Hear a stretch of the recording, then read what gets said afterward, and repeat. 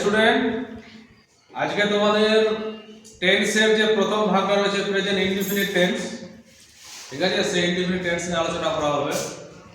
তোমাদের জানতে হবে যে প্রেজেন্ট ইনডিফিনিট টেন্স কাকে বলে। বর্তমানে কোনো কাজ হয় বা নিত্য সত্য বোঝালে সেটাকে কি বলা হয়? প্রেজেন্ট ইনডিফিনিট টেন্স বলা হয়। কাজটা কি হবে? বর্তমানে হবে, আর কাজটা কি হবে? সত্য হবে, মিথ্যা কিন্তু হলে হবে না। যেমন যদি আমি বলি যে গরু কি করে ঘাস খায়, এটা সত্য না মিথ্যা? আর যদি আমি বলি যে গরু লোহা খায়, কি হবে? এটা কিন্তু মিথ্যা হয়ে যাবে, বুঝলি? তাহলে কি হবে? কাজটা বর্তমানে হবে আর কাজটা কি হবে? সত্য হবে। তাহলে সংজ্ঞাটা কি হবে? যে বর্তমানে কোনো কাজ হয় বা নিত্য সত্য বোঝালে তাকে প্রেজেন্ট ইনডিফিনিট টেন্স বলা হয়। এর বাংলা রূপ জানতে হবে। বাংলা রূপ কি হচ্ছে? করি, কর, করে, খাই, যায় ইত্যাদি, ঠিক আছে? এর কি জানতে হবে? স্ট্রাকচার, গঠন। প্রথম যেটা গঠন হবে সেটা হবে অ্যাফার্মেটিভ। যেরকম যদি আমি বলি যে আই ইট রাইস, আমি ভাত খাই, ঠিক আছে? তারপরে যদি এটাকে নেগেটিভে করি তাহলে I do not eat rice, আমি ভাত খাই না। এটাকে যদি ইন্টারোগেটিভে করি তাহলে কি হবে? Do I eat rice. আর এটাকে যদি ইন্টারোগেটিভ নেগেটিভ করি তাহলে কি হবে? Do I not eat rice, ঠিক আছে? এভাবে দেখো বোর্ডে সবাই।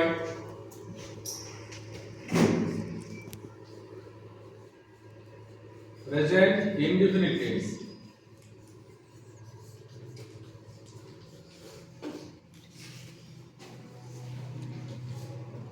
এর ডেফিনেশনটা কি বলছে দেখো।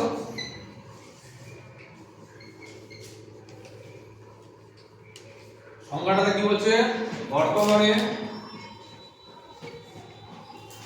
কোনো কাজ হয়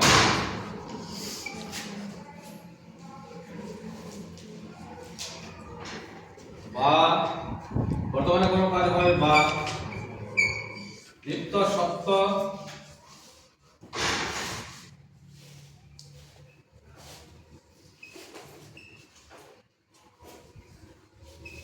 বোঝালে তাকে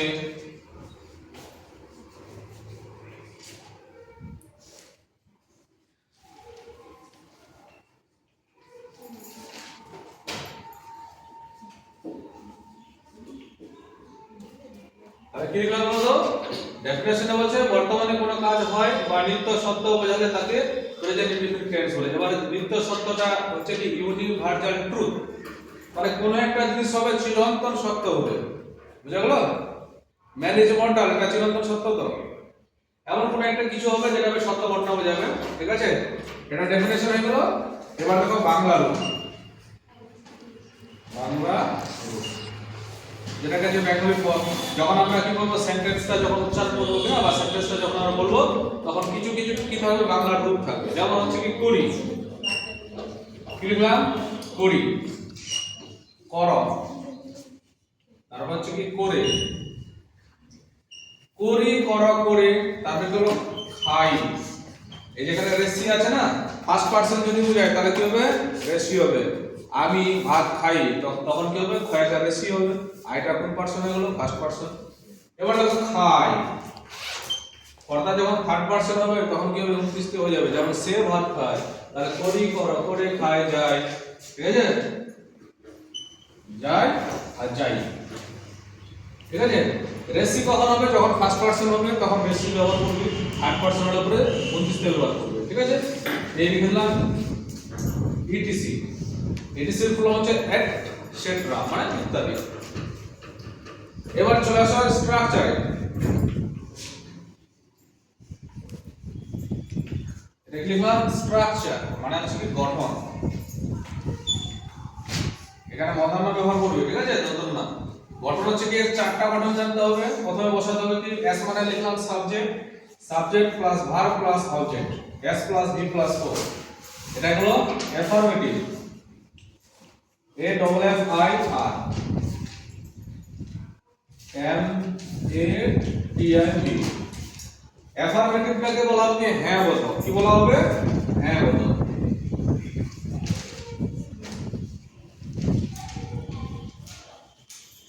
ঠিক আছে? অ্যাফার্মেটিভে কি বললাম?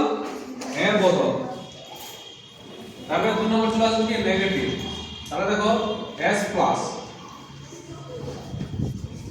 এই ডু নট, না হলে পরে এখানে কি বসাতে হবে? Does not.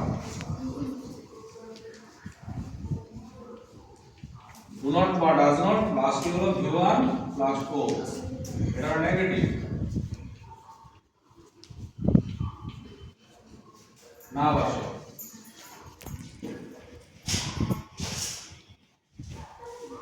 এটা হলো কি নেগেটিভ বা নাবাচক বা না বোধক, ঠিক আছে। 3 নম্বর হচ্ছে কি ইন্টারোগেটিভ।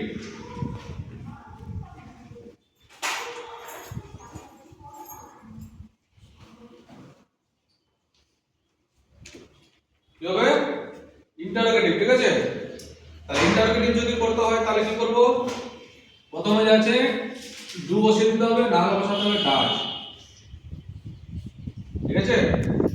এটা শেষের দিকে লিখছি আমি, 10 মিনিট করে লিখছি।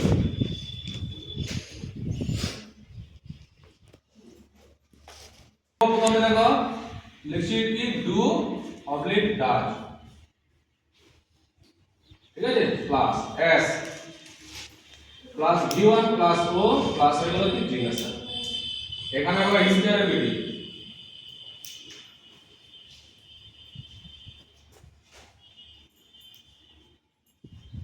মানে হচ্ছে প্রশ্নবোধক।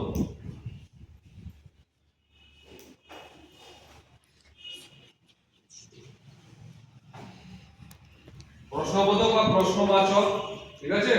এবার দেখো 4 নাম্বারটা কি হচ্ছে, স্ট্রাকচারটা দেখো, do oblique does plus S plus হলো নট প্লাস হলো v1 প্লাস হলো ও প্লাস হলো জিজ্ঞাসা। এটা হচ্ছে কি ইন্টারোগেটিভ, আই থেকে ইন্টারোগেটিভ, এন থেকে নেগেটিভ, ঠিক আছে। প্রশ্নবোধক আর নাবাচক একসঙ্গে হয়ে গেল, ঠিক আছে। এটা হলো নেগেটিভ। তাহলে এই কটা লিখলাম, প্রেজেন্ট ইনডিফিনিট টেন্সের কটা হচ্ছে স্ট্রাকচার হচ্ছে কটা, 4টা, ঠিক আছে। এবার 4টা স্ট্রাকচারে কি হবে, এক একটা করে एग्जांपल দিতে হবে। তাহলে the use of do, do এর ব্যবহারটা কখন করবি, যখন কি করবে ফার্স্ট পারসন বোঝাবে অথবা সেকেন্ড পারসন বোঝাবে, তখন কি হবে ডু হবে, বুঝতে পারছিস। আর থার্ড পারসন যদি বোঝায় এবং সিঙ্গুলার নাম্বার যদি হয় তাহলে কি করবি ডাজ। এবার ফার্স্ট পারসন কি জিনিস, আমি যদি বোঝাই তাহলে কোন পারসন হবে ফার্স্ট পারসন, তুমি বোঝালে কি হবে সেকেন্ড পারসন। আমি এবং তুমি এই দুটো জিনিস বাদ দিয়ে বাকি যা থাকবে সবই হয়ে যাবে থার্ড পারসন, বুঝতে পারলে কথা তো। আমি আই গো টু স্কুল, আমি স্কুলে যাই, তাহলে আমি কোন পারসন হয়ে গেল। ইউ গো টু স্কুল, তুমি স্কুলে যাও, ইউটা কোন পারসন হলো। হি গোজ টু স্কুল, সে স্কুলে যায়, তাহলে হিটা কোন পারসন হয়ে গেল থার্ড পারসন হয়ে গেল। তাহলে এর মধ্যে আমিও নাই তুমিও নাই, যেখানে আমি এবং তুমি থাকবে না সেটা হবে থার্ড পারসন, যেখানে আমি থাকবে শুধু ফার্স্ট পারসন, যেখানে তুমি থাকবে সেটা হবে সেকেন্ড পারসন। এবার দেখো एग्जांपल দেখো,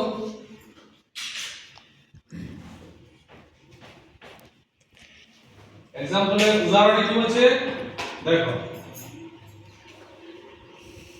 আই ইট রাইস, এটা হলো এ থেকে অ্যাফার্মেটিভ। আই ইট রাইস এর বাংলা মানে কি হলো, আমি ভাত খাই, বুঝতে পারছিস। এবার দেখো এটা একটা হয়ে গেল তো। এখন 2 নাম্বার স্ট্রাকচারে কি বলেছি আমি, প্রথমে সাবজেক্ট, তারপর do not oblique does not, তাহলে আইটা কোন পারসন হয়ে গেল ফার্স্ট পারসন হয়ে গেল, তাহলে কি বসাবো ডু নট। তাহলে এর যদি আমি কি করে নেগেটিভ ফর্ম করি তাহলে কি হবে, I do not eat rice,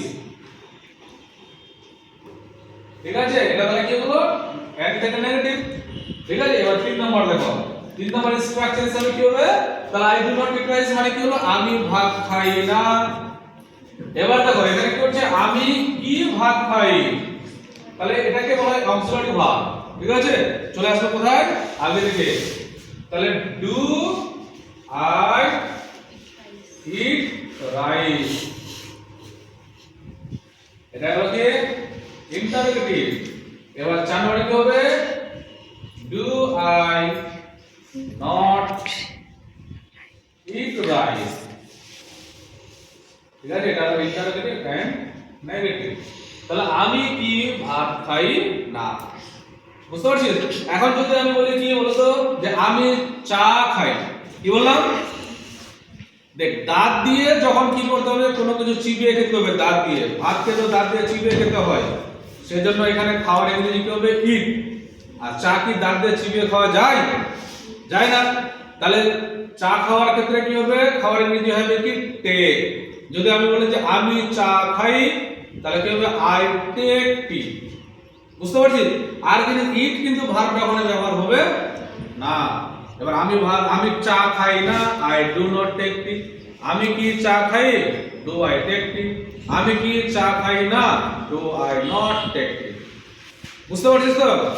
এভাবে কি করতে হবে, প্রেজেন্ট যে ইনডিফিনিট টেন্সের স্ট্রাকচার আছে, ডেফিনেশন আছে, এক্সাম্পল আছে, বেঙ্গলি ফর্ম বাংলার যে রূপগুলো রয়েছে সেইগুলো তোমাদের খুব সুন্দর করে মুখস্থ করতে হবে। এ পর্যন্ত বোঝা গেছে? ওকে।